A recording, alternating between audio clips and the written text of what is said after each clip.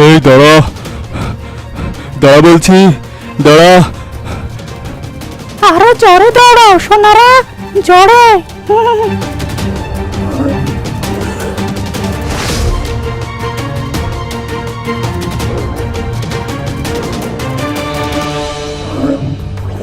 হালুম, এবার তোরা আমার হাত থেকে পালাবি কোথায়? হা হা হা হা হা।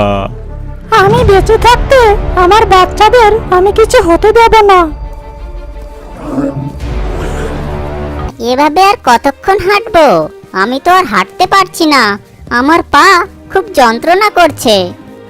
আমি আর হাঁটতে পারছি না, চল এই গাছের নিচে গিয়ে একটু জিরিয়ে নি। ঠিক আছে, চল আপা, আমরা ওই গাছের নিচেই যাই।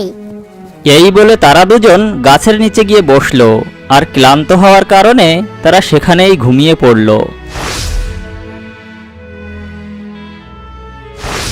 হ্যাঁ, রিয়া আপা কোথায় গেল?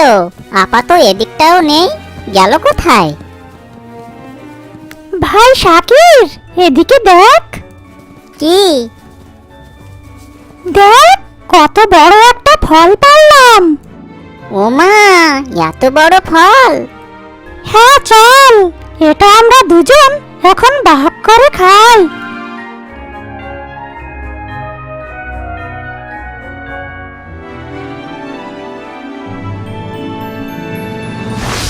আচ্ছা আপা, আমরা তো এই ফলটাকে কাঁচাই খেলাম।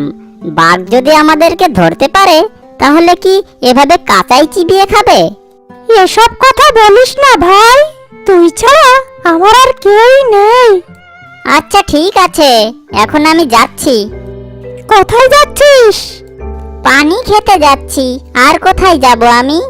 আচ্ছা ঠিক আছে, সাবধানে যাস।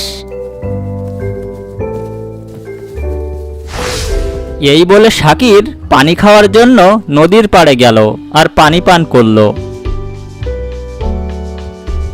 হালুম, কি রে বাচ্চা ধন, এবার তুই পালাবি কোথায়? তোদের পিছু করতে করতে আমার ভাইটা এত কম বয়সে তার প্রাণটা হারালো, আর তার বাচ্চাটা এত কম বয়সে পিতৃহারা হলো। আমিও তোকে ছাড়বো না, তোর মাংস আমি চিবিয়ে চিবিয়ে খাবো, তোর ঘাড় মটকাবো। বাঁচাও আমাকে, কে আছো বাঁচাও! আপা কোথায় তুমি?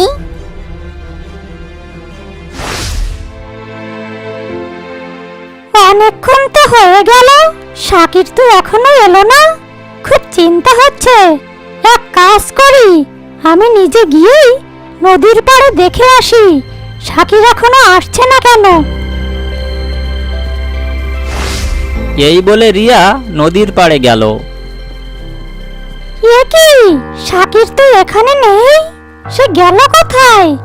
এখন আমি কোথায় খুঁজবো আমার ভাইকে? ভাই শাকির, শাকির, এই শাকির! এটা আবার কি? এটা দেখে তো মনে হচ্ছে কারো পায়ের ছাপ।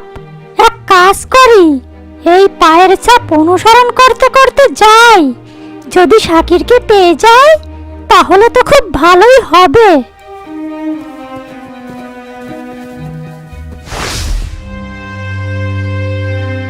আমাকে ছেড়ে দাও, আমাকে তোমরা ছেড়ে দাও। এভাবে কেন ধরে এনে আটকে রেখেছো? আমার বোন আমার জন্য চিন্তা করবে, আমাকে ছেড়ে দাও। এই বেটা, কি হয়েছে তোর? এত চিৎকার করছিস কেন? বেশি চেঁচাস না, তাহলে কিন্তু তোকে এখনই কাঁচাই চিবিয়ে খাবো। অপেক্ষা কর, দেখতে পাচ্ছিস না আমি ঘুমাচ্ছি? চচ্চু চচ্চু, ওকে যখন খাবে তখন কিন্তু ওর মাথাটা আমাকে দেবে। আর ওর পাগুলো আমাকে দিও, কেননা আমার স্বামী ওদের পিছু করতে গিয়ে নিজের প্রাণটাই হারালো বেচারা। একদম ঠিক বলেছ ভাবি, একে তো খাবোই, সাথে এর বজ্জাত বোনকেও খাবো, কারণ এদের কারণে আমি আমার প্রাণপ্রিয় ভাইটাকে হারিয়েছি। তাই এই বজ্জাতদের না খেলে আমার ভাইয়ের আত্মা কখনো শান্তি পাবে না। হ্যাঁ চলো, একে ভাগ করার জন্য একটা বড় ছুরির ব্যবস্থা করি। হ্যাঁ চলো।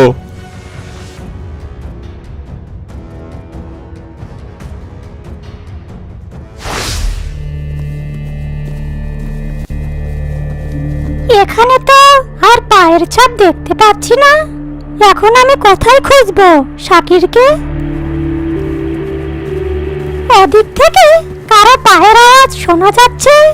মনে হয় এই রাস্তা দিয়ে কেউ আসছে। আমি তাড়াতাড়ি ঝোপের আড়ালে গিয়ে লুকাই। এই বলে মারিয়া ঝোপের আড়ালে গিয়ে লুকালো। আমার তো ইচ্ছে করছিল ওকে তখনই খেয়ে নিই, কিন্তু ওকে ছুরি দিয়ে পিস পিস করে তবেই খাবো। হ্যাঁ, তুমি একদম ঠিক বলেছো। ওই বাঘ দুটোর কথা শুনে মনে হচ্ছে ওরা কিছু একটা খাওয়ার প্ল্যান করছে। যাকগে, আমার তাতে কি? আমি বরং শাকিরকে খুঁজে বের করি। এরা দুজন যেহেতু এদিক থেকেই আসছে, তার মানে এরা সামনে কোথাও একটা থাকে। আমার বোকা ভাইটা যে কোথায় গেল, খুব চিন্তা হচ্ছে। শাকির, এই শাকির, ভাই শাকির, কোথায় তুই?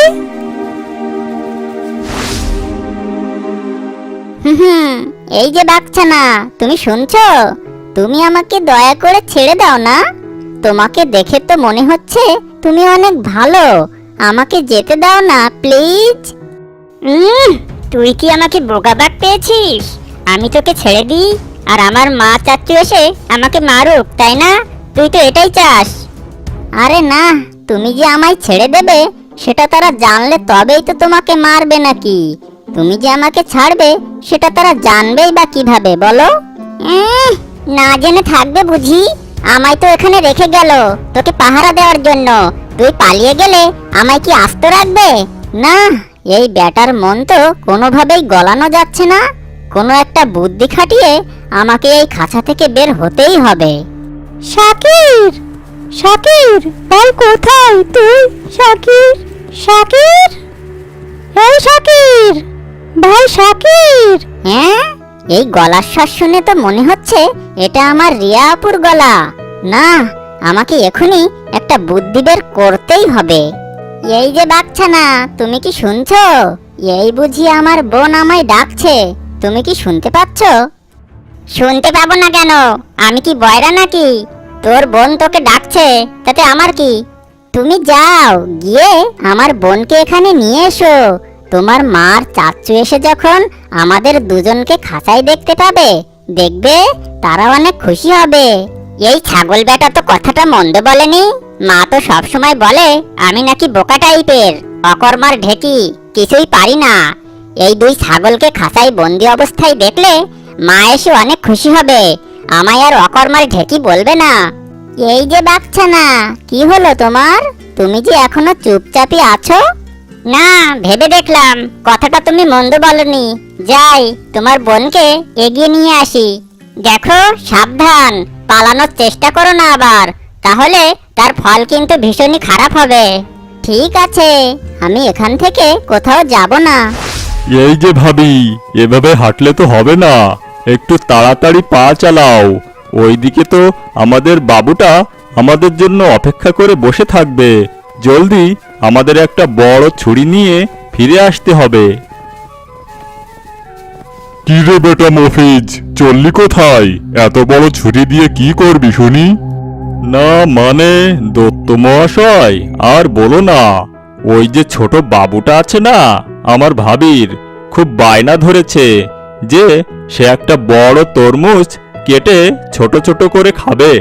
ও আচ্ছা, এই ব্যাপার তাহলে।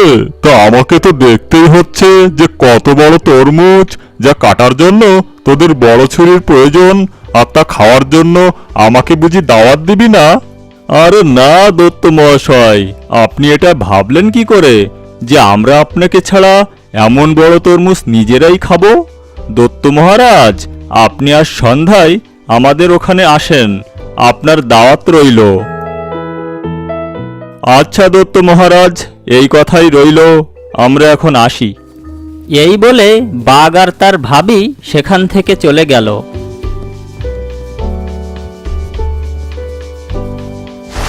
অন্যদিকে বাঘছানা গুহা থেকে বেরিয়ে রিয়াকে দেখল।